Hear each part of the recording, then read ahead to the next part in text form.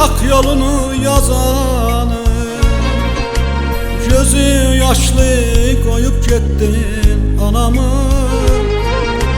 O dünyanı Tanrım versin hayata.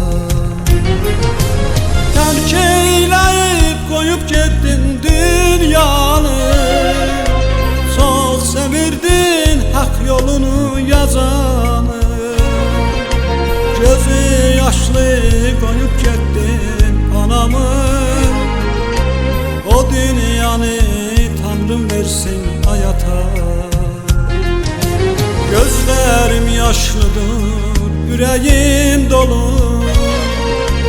Gafilden ayrıldı bu ömür yolu. Dolandı boynuma hasretin kolu. Bu yüreğim sana kurban hayata. Gözlerim yaşlıdır, yüreğim dolu. Gafilden ayrıldı bu ömür yolu. Dolandı boynuma hasretin kolu.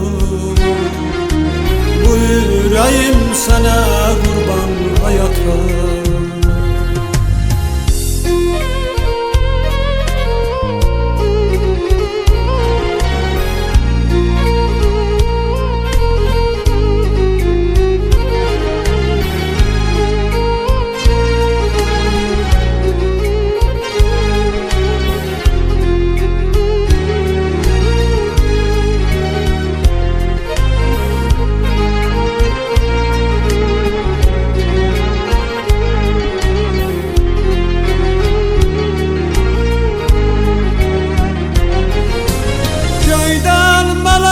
Nerede yenseler yere, zaman çıkmasa yadından beyle. Ağlasam gözlerim kör olsa yine de boşluyam sana hayata. Göyden melekler de yenseler yere, zaman çıkmasa yadımdan beyle.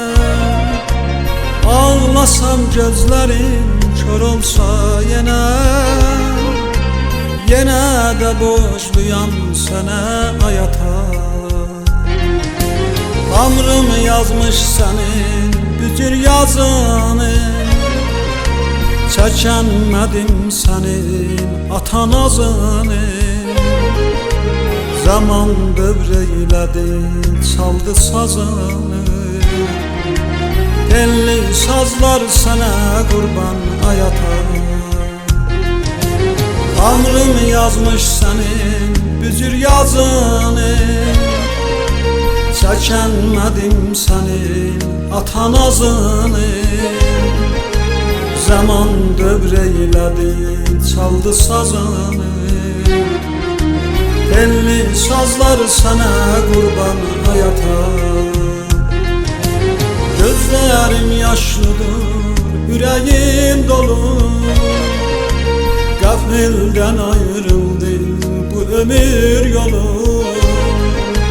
Dolandı boynuma hasretin kolu.